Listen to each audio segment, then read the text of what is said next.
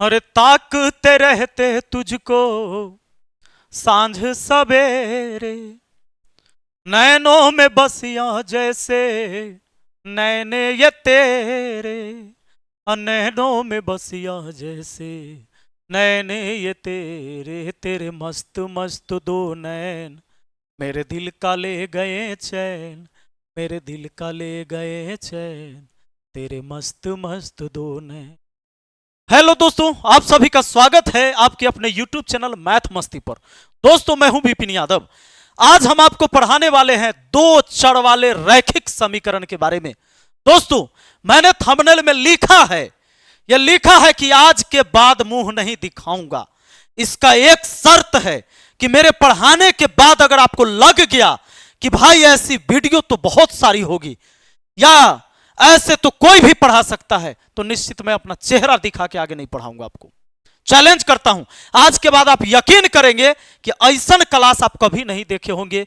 दो चर वाले रैखिक समीकरण, बहुत सारे रूल है आप भूल जाते हैं, आज के बाद भूलने की बीमारी मैं खत्म कर दूंगा।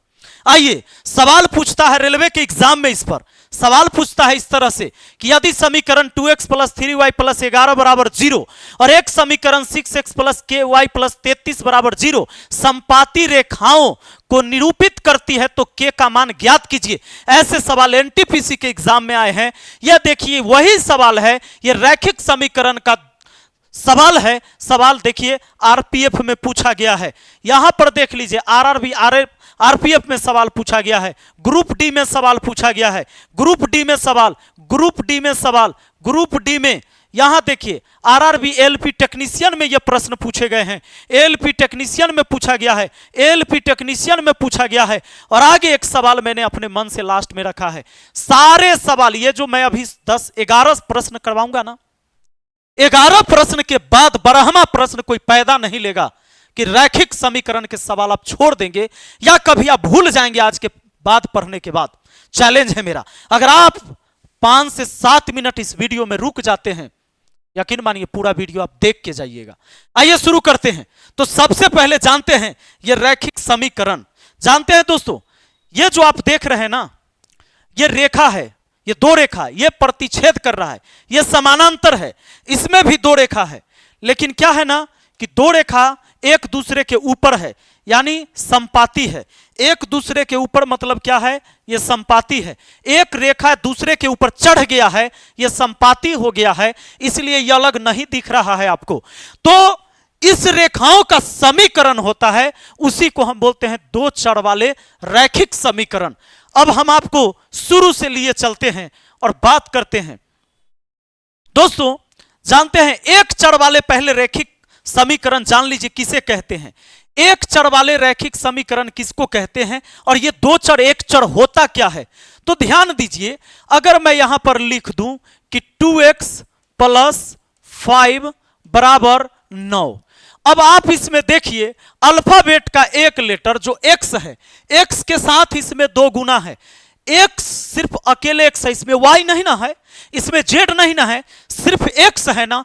x ही हुआ चर राशि और 2, 5, 9 इसको अचर राशि कहा जाता है और यह वास्तविक संख्या होगा।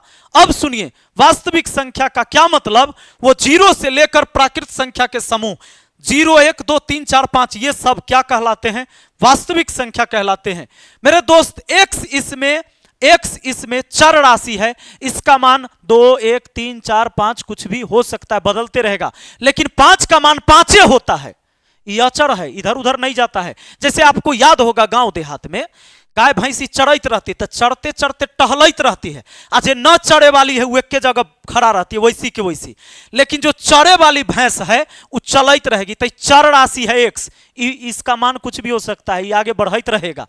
अब यहां देखिए +5 उधर जाएगा तो -5 हो जाएगा, तो 9 में से 5 गया तो 4, यानी आप कह सकते हैं कि 2x 5 उसमें से जाकर घट गया तो कितना गया 4। अब 2 से 4 को काट दिए 2 बार में, तो x का मान इसमें क्या आ गया 2 आ गया, यानी x का मान 2 आ गया। x एक चर राशि था, x का मान आपको निकल गया कि 2 होगा इस समीकरण में। इसको एक चर वाले रैखिक समीकरण कहते हैं। लेकिन दो चर वाले रैखिक समीकरण कौन होगा, मान लीजिए 2x + 5y बराबर मैंने 9 लिख दिया। दो चर वाले, इसमें एक चर राशि एक एक्स है और दूसर का चर राशि वाई है।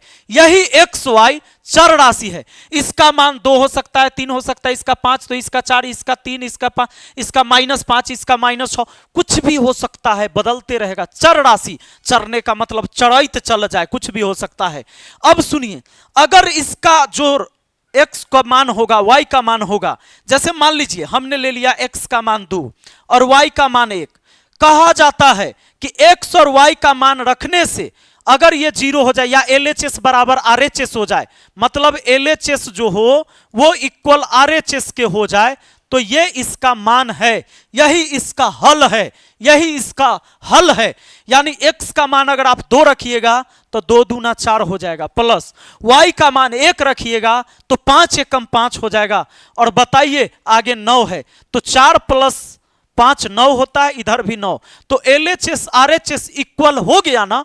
आप इसको कहेंगे कि x और x का मान 2, y का मान 1, ये मान यहां सही फिट बैठ रहा है और x और y यहां दो चर राशि है दोस्त। और इसी को हम कहेंगे संगत पद्धति। संगत पद्धति किसे कहेंगे कि x और y का ऐसा सटीक मान जो LHS RHS इक्वल कर दे।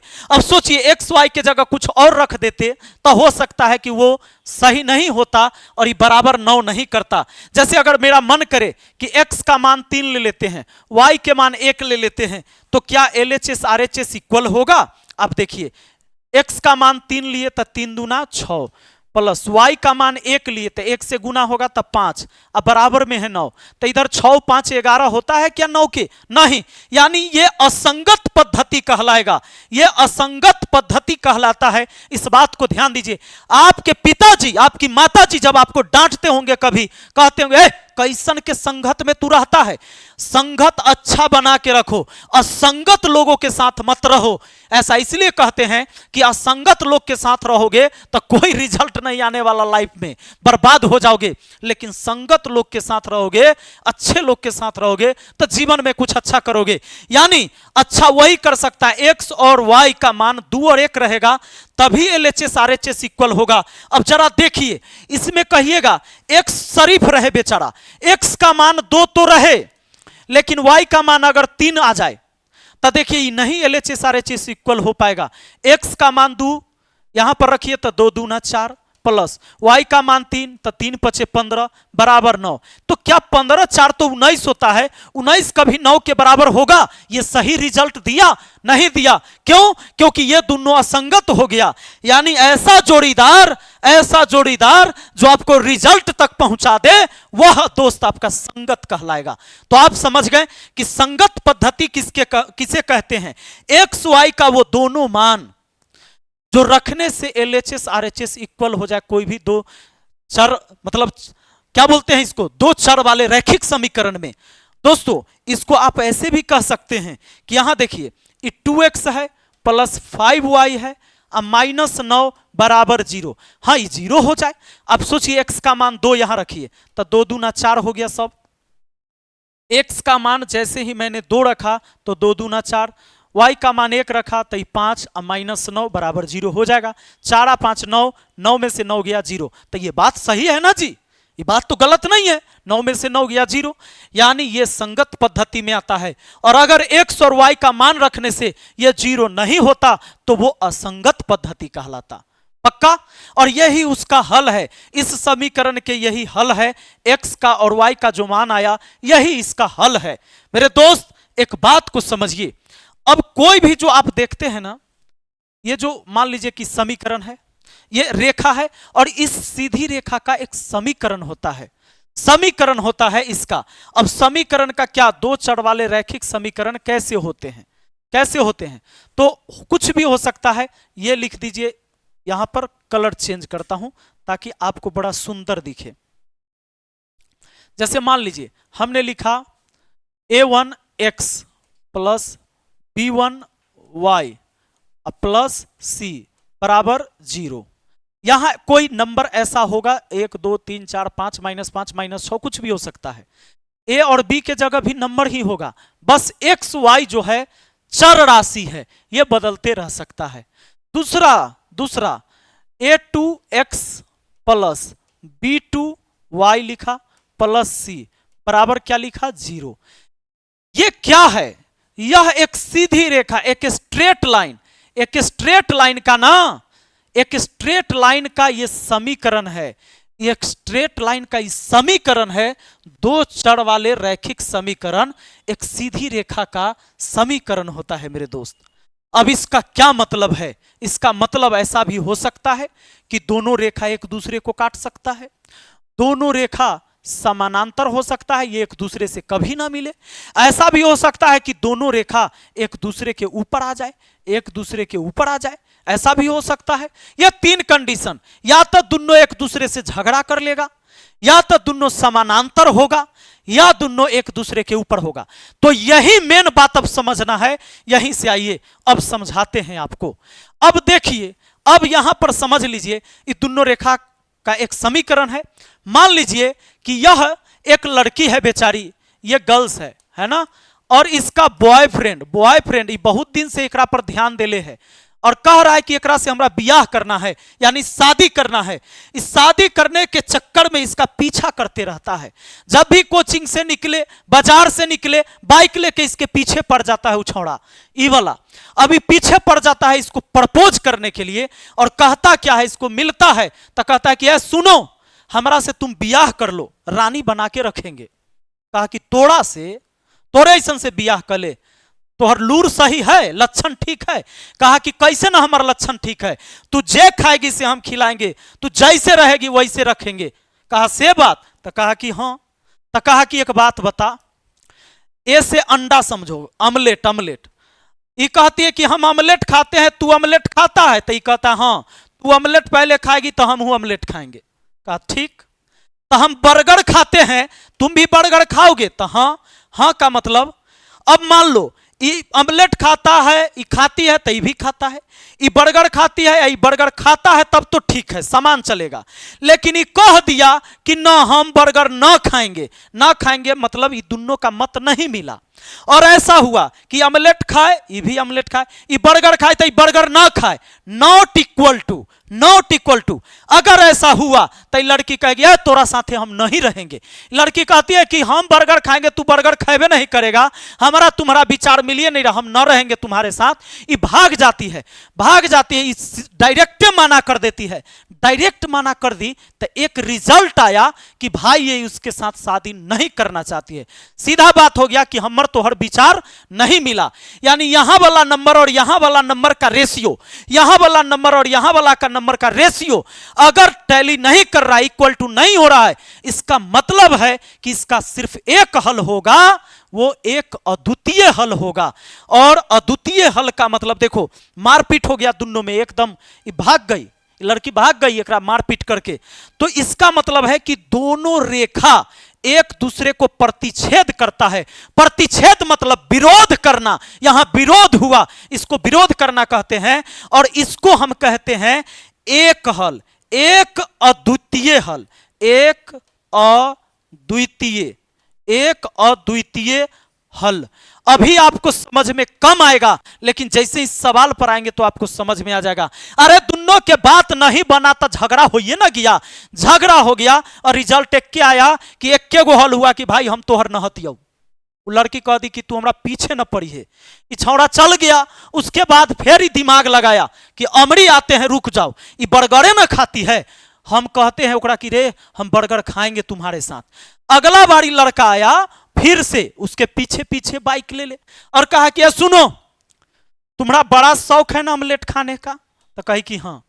तो तू अमलेट खाती है, हम भी अमलेट खाएंगे तुम्हारे नीचे ही रह के। अब कहता है कि तुम बर्गर खाती हो ना, हम बर्गरों खाएंगे, हेले ना तोरा दिक्कत हुआ था? कही कि हाँ। तभी लड़कियां कहती है कि हम पीबो कोका कोला, तो तू पिएगा कोका कोला? ये कहा कि ना, कोका कोला तो हम नहीं पीते हैं। लड़का कहता है कोका कोला पीते हमारा तो चक्कर आ जाता, हम कोका कोला नहीं पीते हैं। कहते भाग, तोरा से हम ब्याह नहीं करेंगे। इसका यह मतलब हुआ कि A1 और A2 का रेशियो, B1 B2 का रेशियो हो सकता है आपस में इक्वल, लेकिन इसके इक्वल ना हो या इसके इक्वल नहीं हो। तब यहां पर क्या होगा, यहां पर बात नहीं बना, इसका कोई हल्ले नहीं निकला। अब ये लड़का सोचा कि अब तो कोई उपाय नहीं, एक बार तो हम बर्गर खाना सीख गए, अभी कोका कोला वाला लफड़ा कर रही है, ये पता ना और कौन कौन लफड़ा करेगी, इसका मतलब इसका कोई हल नहीं निकलेगा।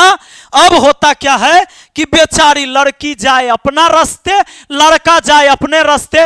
ये भी सुधर गया, समझ गया कि बाबू रे ये हमारा हाथ आने वाली नहीं है। इसका मतलब है इसका कोई हल नहीं होगा, एक भी हल नहीं, कोई हल नहीं निकलेगा। इसको ये लिखिए, इसका कोई हल नहीं, इसका कोई हल नहीं है, इसका कोई हल नहीं है। मान लीजिए वो लड़की डेली डेली बहाने करे कि ऑमलेट खाते हैं, कभी कहते बर्गर खाते हैं, तुम खाते हो ना, ये कह दिया कि भाई कोका कोला हम पीते हैं तो तू कोका कोला पीते हो, ये कहा कि न अब कहीं ना कहीं फंसिया ना जाएगा जी, बहाना तो बहुत हो सकता है, कुछ बहाना हो जाएगा। तो ये इसका कोई हल नहीं है, इस मैटर का कोई हल ना निकला और लड़की सीधे चल गई, लड़का सीधे चल गया। इसका मतलब कि दोनों रेखाएं समानांतर होगी, पैरेलल होगी, ये कभी मिल नहीं सकते। फिर वो लड़का बड़ा जिद्दी आशिक था, ये जिद्दी आशिक बेचारा अगली बार दिमाग लगाया कि रुको, एकरा तो हम पटाइए का मानबई, बियाह तो हम एकरे से करबई, चाहे जे हो जाए। ये लड़का अगला बार दिमाग लगा के आया कि कहा कि सुन, हम तोरा से बियाह करेंगे, तू जे कहेगी से हम मानेंगे। कहा कि से तू मानेगा? ये बोला कि हाँ एकदम मानेंगे। तोरा याद है हम ऑमलेट खाते हैं, तुम ऑमलेट खाओगे मेरे साथ? कहा हाँ। अच्छा हम बर्गर खाएंगे तो तुम बर्गर खाओगे? कहा हाँ। ये बोली कि हम कोका कोला पिएंगे तो तू कोका कोला पियोगे? कहा हाँ। नॉट इक्वल टू कहीं नहीं है, सब बात में ही राजी हो गया। अरे बाबू, ये लड़की हो गई ऊपर। अब लड़की के सारा बात ही मान लिया तो बियाह काहे नहीं होगा। अब एक हल कथी, अनंत हल होगा, चाहे वो लव मैरिज होगा, कोर्ट मैरिज होगा, अरेंज मैरिज होगा, भाग का मैरिज होगा, पकड़ के मैरिज होगा, इसके अनंत हल होंगे, इसके अनंत। अब तक कितना तरह से बियाह हो सकता है, अनंत हल होगा। अगर ऐसा है तो अनंत हल होगा, इस बात को समझिए। अब अनंत हल होगा तब बाप रे बाप। अब बताइए, पहले तो झगड़ा की थी, ये लड़की अगला से झगड़ा कर ली थी, यहां मुंह फुला कर अपना लाइन जा रही थी। अब जब दोनों के बियाह शादी हो गया तो एक दूसरे के हो गया, कहा कि हम बने तुम बने एक दूजे के लिए, यानी एक दूसरे में समा जाना, एक दूसरे पर ही हो जाना, यही होता है संपाती रेखा। इसको कहते हैं संपाती, इसको कहते हैं रेखा समानांतर होगी, और इसको कहा जाता है प्रतिच्छेद। एक दूसरे को छेद दिया, बाप रे बाप, मारपीट हुआ तो छेद ना दिया जी, प्रतिच्छेद हो गया। यानी प्रतिच्छेद कब होगा? जब दोनों के विचार न मिले। और यह समानांतर कब होगा? जब कुछ विचार मिले, कुछ विचार न मिले तो झगड़ा नहीं होगा। जाओ भाई तू अपना रास्ता, हम अपने रास्ता, लेकिन सारा विचार आपस में बराबर हो जाए, सबके मत एक हो जाए, इसका मतलब है कि हम बने तुम बने एक दूजे के लिए। अगर न मिलते इस जीवन में, लेते जन्म दोबारा, रे जन्म जन्म का साथ है तुम्हारा हमारा। मेरे दोस्त, सवाल कैसे समझ में नहीं आएगा आपको, अब जान लीजिए। इससे समझ गए, थ्योरी एक बार फिर से क्लियर कर लीजिए कि यह प्रतिच्छेद कब होता है? तब होता है जब A1 बट्टा A2 अब B1 बट्टा B2, कहने का मतलब ऑमलेट और ऑमलेट। अब बर्गर यहां जब मैच नहीं करता है, बर्गर खाने पर जब लड़ाई हो गई तो दोनों एक दूसरे को प्रतिच्छेद करता है, इसको कहते हैं प्रतिच्छेदी रेखाएं। अद्वितीय हल यानी एकल हल, इसके सिर्फ एक हल होंगे। इसका एक हल है क्यों कहे कि हम तोरा से बियाह ना करबो, तू जो हमरा चक्कर में तू इंतजार ना करी है। एक हल निकला, डायरेक्ट क्लियर हो गया ना। अब मान लीजिए आप किसी को प्रपोज किए और न भी कह रही है, हाँ भी कह रही है, पूरा क्लियर भी नहीं कर रही, तो आप परेशान न रहिएगा जी। यहाँ क्लियर हो गया, डायरेक्ट कह दिया न, दोनों लड़ाई पिटी किया, निकल लिया। यहाँ देखिए समानांतर रेखाएं, ये समानांतर रेखाएं, कोई हल नहीं। असंगत समीकरण युग्म कहलाता है, विरोधी समीकरण युग्म कहलाता है। विरोध यहां भी हो रहा था, इसको अविरोधी समीकरण युग्म कहते हैं। यहां पर समझिए, इसको ज्यादा ना ध्यान दीजिए। A1 बट्टा A2 बराबर B1 बट्टा B2 तो हुआ, लेकिन बराबर नहीं हुआ C1 बट्टा C2 के। तब जाके ये दोनों रेखाएं समानांतर होती है। समानांतर रेखा कहेंगे समानांतर होगी, और हल कहेंगे तो इसके कोई हल नहीं होगा। अब यहां पर रेखाएं संपाती होगी, ये यानी एक दूसरे पर होगी। कब ऐसा? जब ई ऑमलेट खाए तो ई भी ऑमलेट खाए, और तैयार रहे बर्गर खाने के लिए तो भी तैयार है, लेकिन कोका कोला पीने के टाइम इसमें भी तैयार रहे। इसका मतलब है कि यहां ब्याह शादी हो जाता है, एक दूसरे के हो जाता है, एक दूसरे में समा जाता है। न कहते हैं कि जान हम एक जिस्म, क्या बोलते हैं जी, दो जान है, तो एक के जिस्म दो जान, दोनों इसी में है। अब देखिए, तो रेखाएं संपाती होगी। संपाती का मतलब एक दूसरे के ऊपर, इसके अनेक हल होंगे, इसके अनेक हल होंगे। जब दोनों राजी हो गया तो एगो हल निकलेगा। जैसे ब्याह करना है वैसे करो। संगत समीकरण युग्म भी कहलाएगा। संगत माने संगतिया, न कहता है कि तू ही हमार संगतिया हता। आश्रित समीकरण, अब शादी ब्याह हो जाएगा तो एक दूसरे पर आश्रित भी हो जाएगा। अरे भूल जाओगे जी, भूल जाओगे। आओ सवाल पर देखो, सवाल क्या कहता है, भूलने देंगे हम। कहता है कि समीकरण इतना और इतना संपाती रेखाएं हैं। दोस्त, थोड़ा देर पहले समीकरण बताए थे, a1x plus b1y plus c बराबर 0। एक समीकरण लिखा a2x plus b2y plus c बराबर 0। यहां c1 कर दीजिए, इसको c2 कर दीजिए। कर दिए।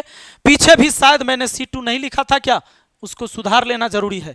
हाँ, b2 है तो इसको c1 और इसको c2 कह दीजिए, कोई दिक्कत नहीं है। आप एक बात बताइए, ये छोटा सा मिस्टेक था, अब सुधर गया। अब एगो बात बताइए, x के साथ गुना में जो है वे है, x के साथ गुना में यहां कौन है, 6। अब देखिए, y के साथ गुना में जो है b है, ये a है, ये a1 हो गया, ये b1 हो गया पहला समीकरण में, इसको c1 कहिएगा। लास्ट में प्लस c, यानी डायरेक्ट एक नंबर होगा, इसके साथ x y नहीं रहेगा। ये दूसरा समीकरण है, सॉरी ये तो दूसरा समीकरण है, पहला समीकरण यहां है, तो इसको आप a1 कहेंगे, इसको a1, इसको कहेंगे a2 और इसको कहेंगे c1। दूसरा समीकरण वाला में जो नंबर है इसको a2 कहेंगे। ओह, क्या गलत लिख देते हैं जी, a1 के बाद इसको कहेंगे आप b1, ये a2 है, उसके बाद ये b2 है और ये है c2।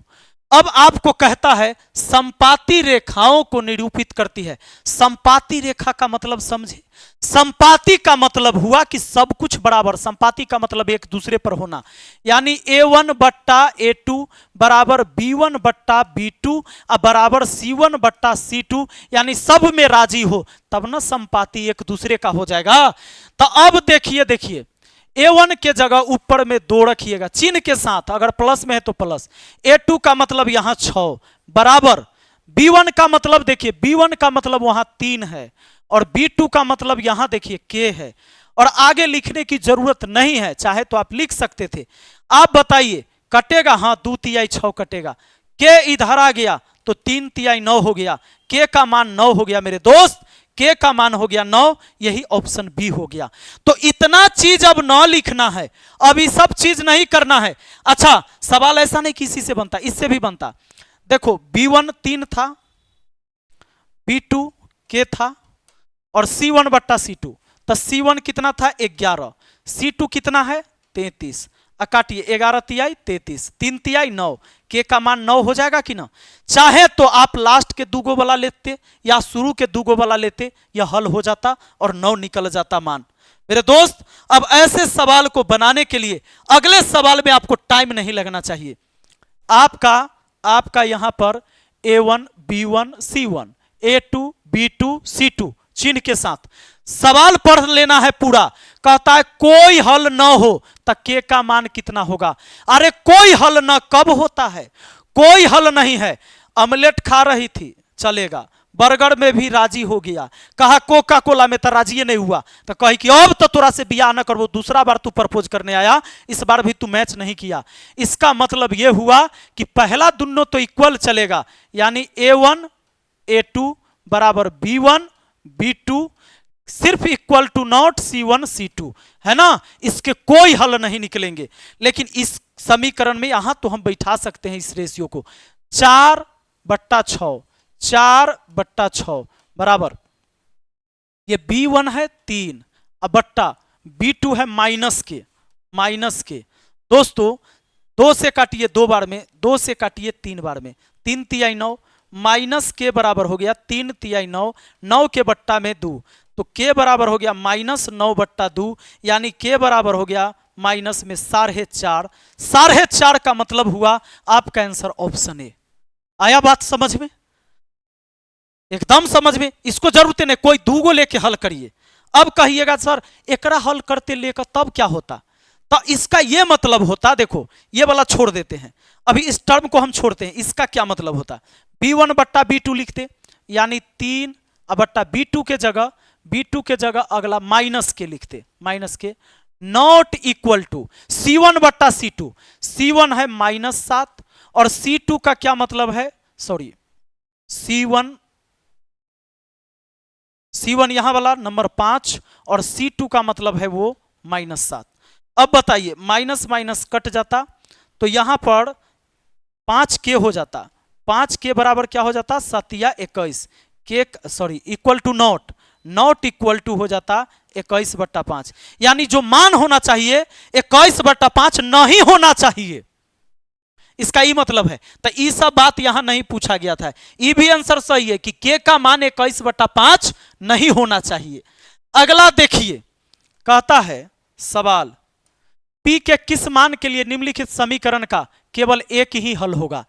एक ही हल कब होता है, एक अद्वितीय हल, जब दोनों में झगड़ा हुआ तब, ऐसा तब होता है जब a1/a2 not equal to b1/b2, ऐसा होता है। इसका मतलब हुआ जो शुरू में प्रपोज करने गया था, कहा ऑमलेट खाते तू ऑमलेट खाएगा, तो हाँ, हम बर्गर खाते तू बर्गर खाएगा, तो कहा कि नो नो नो, तो जाओ हो गया रिजल्ट, निकलो, एक गो हल है कि हम थोड़ा से बियाह ना करेंगे। तो अब देखो ये है a1, यानी आप रखेंगे 2, और a2 का मतलब ये वाला 2 हो गया। अब देखिए नॉट इक्वल टू, आप यहां पर b1 के जगह 3 रखेंगे और यहां पर y के साथ गुना में p है, ये b2 के जगह हो गया। 2 से 2 एक बार में कट गया, यानी कि p का मान हो गया नॉट इक्वल टू 3, यानी 3 को छोड़ के कोई मान होगा, 3 नहीं होगा, 3 नॉट इक्वल टू p, यानी 3 p के बराबर नहीं होना चाहिए। कहता है p का एक मात्र 3 है, p का मान एक मात्र 3 है ना, गलत। p के सभी मान हो सकते हैं, p के सभी मान कैसे हो सकता है, जब 3 नहीं होगा तो ये बात भी गलत, सभी में तो 3 भी आ जाएगा। p का मान 3 के अतिरिक्त कोई भी संख्या है, हां 3 के अतिरिक्त कोई भी हो सकता है।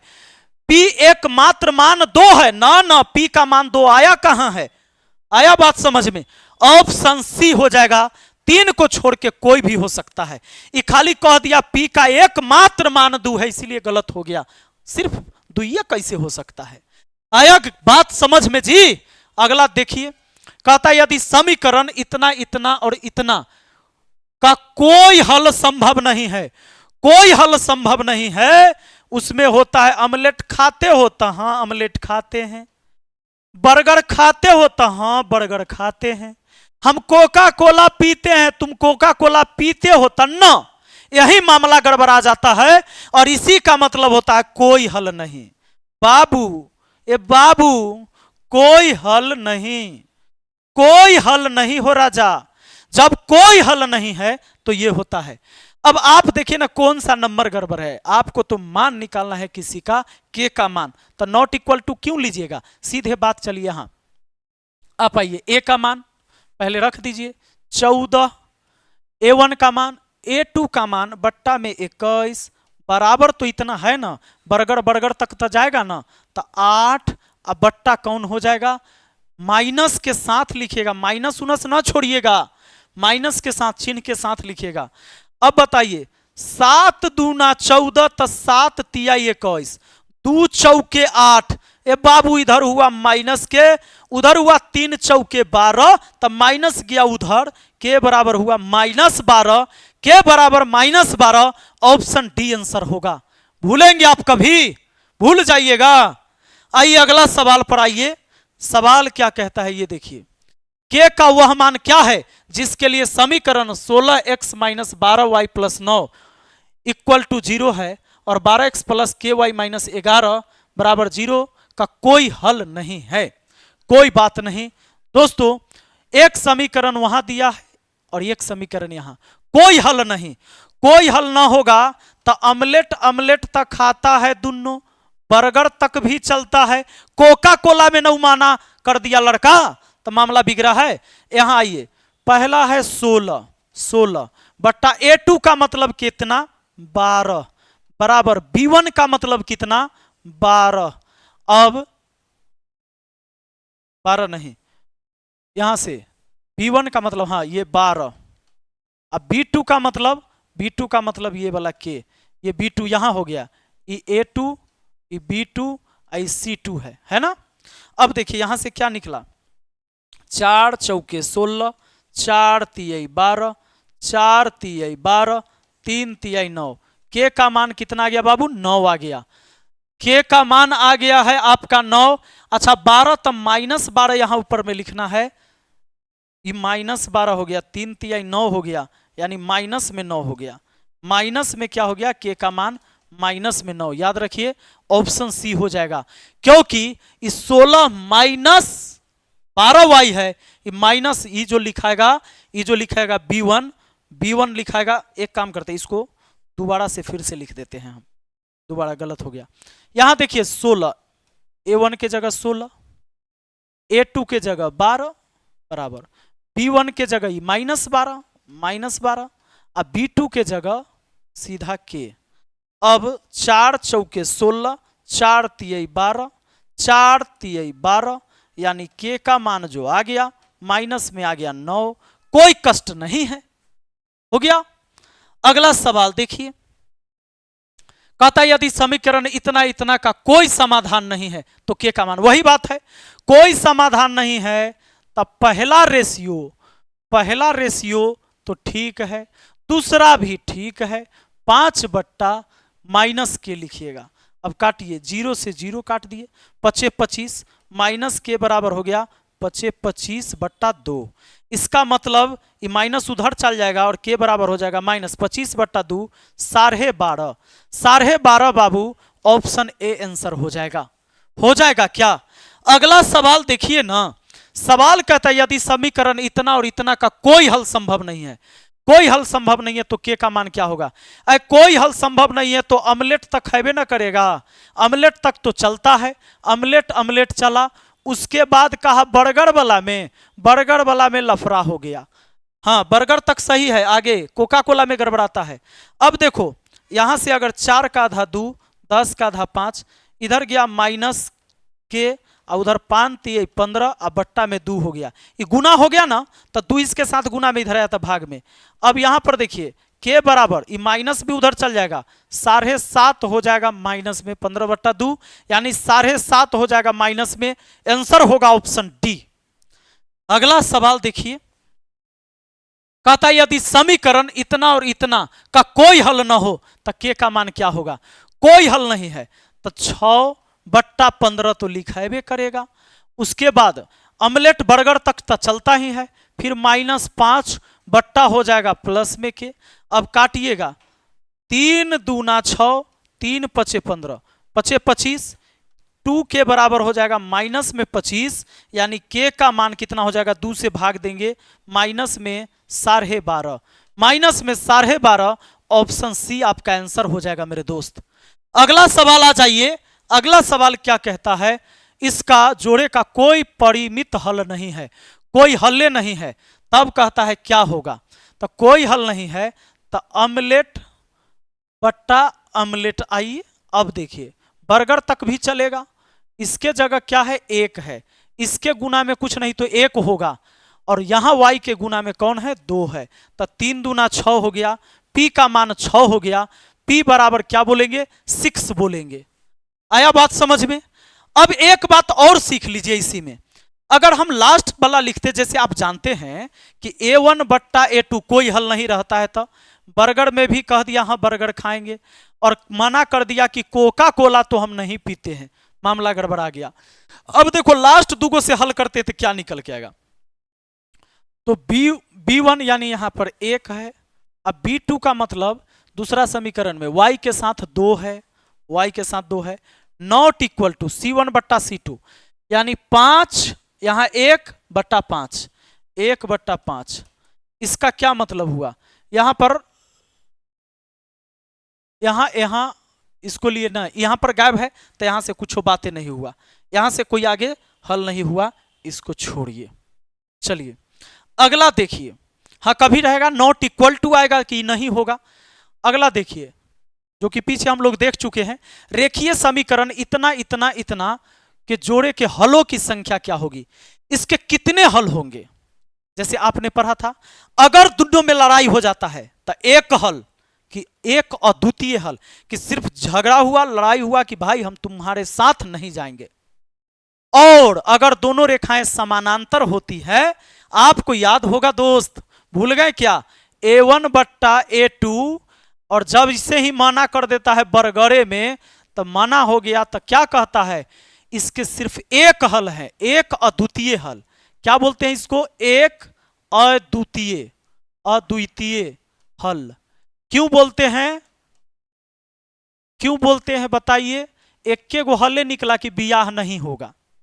लेकिन कहे लड़की की ऑमलेट भी खाते हैं तो ये लड़का कहाँ खाते हैं, वो लड़की कही हम बर्गर खाते हैं तुम खाते हो तो कहाँ खाते हैं, कही कि हम कोका कोला पीते हैं तुम कोका कोला पीते हो, कहा कि नो, नॉट इक्वल टू, मना कर दिया।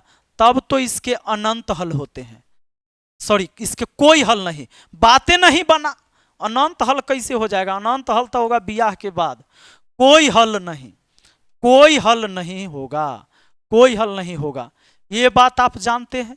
एक बात और आप जानते हैं कि अगर A1/A2 हो जाए, ऑमलेट में राजी, बर्गर में राजी, और कह दे बउआ हम कोका कोला भी पीते हैं, लड़का बात तैयार हो जाए, हाँ हाँ हाँ सब मान लिए, तब तो अनंत हल होता है। कितने हल होता है, अनंत हल होता है। यह मुझे लिखने की जरूरत नहीं है, अनंत हल होगा। अगर ऐसा होगा तो लिखने की जरूरत नहीं था। पहले रेशियो देखते हैं, देखो इसके गुना में कुछ नहीं तो 1 होगा, और कोई है ऐसा क्या, नहीं, तो 1/A1 के बट्टा में A2, फिर देखो 2/4 रखोगे, y वाला का गुना, y वाला का गुना, उसी तरह -8 है तो इसका +16 इधर आएगा तो माइनस ना 16 होगा बाबू, उधर से आ गया तो -16। अब इसको देखो क्या कौन बराबर है कौन बराबर नहीं है, -16 है, माइनस माइनस कटा, 8 दूना 16, 2 दूना 4, ये बता 1/2 हुआ, बराबर होता है 1/2 के, और बराबर ये भी आया 1/2, 1/2 1/2 1/2, सभी बात मान लिया गया। सारा बात में लड़की के, सारा बात में लड़का तैयार है, तब आप जानते हैं ना कि अनंत हल होगा, अनंत हल होगा, ऑप्शन सी हो जाएगा, अनंत हल होगा पक्का। अब बताइए यहां पर देखिए, इस सवाल का जवाब जरा वीडियो को रोक कर आप करके बताइए। कहता है समीकरण ऐसा ऐसा दिया हुआ है तो कोई हल नहीं है, केवल एक हल है, केवल 2 हल है और अनंत हल है। हम चेक करेंगे 2 का 8 से, पहला समीकरण का सब ऊपर लिख देते हैं, दूसरा का नीचे, -5 का तुलना होगा y वाला का y वाला से, -20 से, और एगो उधर 9 है, इधर आएगा तो माइनस में 9, ई भी बराबर 36 है, इधर आएगा तो माइनस में 36। अब बताइए, देखिए तो इसकी तुलना करके क्या बराबर है, माइनस माइनस कटा, माइनस माइनस कटा, 2 चौके 8, 1/4 हुआ, बराबर ये हो गया 5 चौके 20, 5 चौके 20, 1/4 हुआ, और ई भी बराबर हो गया 1/, चूंकि माइनस तो कटिएगा माइनस से, 9 चौके 36, 1/4, सभी बात मान लिया गया, सभी में बराबर मत है, एक ही मत है, तो यहां पर क्या होगा, कोई हल नहीं, केवल एक हल, केवल 2 हल, अनंत हल होगा, अनंत हल होगा। और दोनों रेखाएं एक दूसरे पर आश्रित होगी, दोनों रेखाएं एक दूसरे के संपाती होगी, पक्का ना, क्लियर हुआ। तो आप बताइए क्या ये बात समझ में आया आपको। लेकिन मान लीजिए ऐसा अगर रहता 1/2 हो जाता, ये 1/3, तो ये तो बराबर नहीं है। अगर बराबर नहीं है, ये दोनों बराबर नहीं है, इसको क्या बोलते हैं कि बराबर नहीं है। अगर ये बराबर ना है रे बाबू, अगर ये बराबर नहीं है तो इसमें कहते हैं एक हल होगा, एक अद्वितीय हल, मतलब दूसरा कोई हल नहीं, सिर्फ एक हल। यहां ऐसे भी लिख सकते हैं, सिर्फ एक हल होगा। बोल सकते हैं कि नहीं बोल सकते हैं। अगर ऐसा रहता 1/2, 4/8 अब बराबर रहता 8/13। तो हम समझ गए कि ई तो हो जाएगा इसके बराबर 1/2 के बराबर, 1/2 के बराबर। ई कभी नहीं होगा 8/13 इन सब के बराबर। तो ऑमलेट पसंद है, बर्गर में भी दोनों को पसंद है, लेकिन यहां जैसे ही कोका कोला के बात हुआ तो पसंद नहीं है। तो यहां कहता है कि कोई हले नहीं निकलता है, लड़की भाग जाती है, कोई हल नहीं। अगर ऐसा बन के आता है तो इतनी बात मैंने आपको समझा दिया। इसमें क्या बोलते हैं, कोई हल नहीं होगा, कोई हल नहीं, कोई हल नहीं। क्लियर हुआ? कैसा लगा आज का क्लास ये बता दीजिएगा जरूर कमेंट बॉक्स में। और हाँ, वीडियो सच में अच्छा लगा है ना तो शेयर जरूर करिएगा और लाइक, इससे हमारे अंदर हौसला बढ़ता है। और हम एडवांस मैथ भी ऐसे ही पढ़ाएंगे रगड़ के कि आपको दोबारा नहीं पढ़ने की जरूरत पड़ेगी। आप देख रहे हैं हाइट एंड डिस्टेंस भी पढ़ाया, अब इसको पढ़ाया, द्विघात समीकरण, सारा चीज हम आपको पढ़ा देंगे। मिलते हैं फिर अगली वीडियो में। बहुत बहुत धन्यवाद। जय हिंद, जय भारत।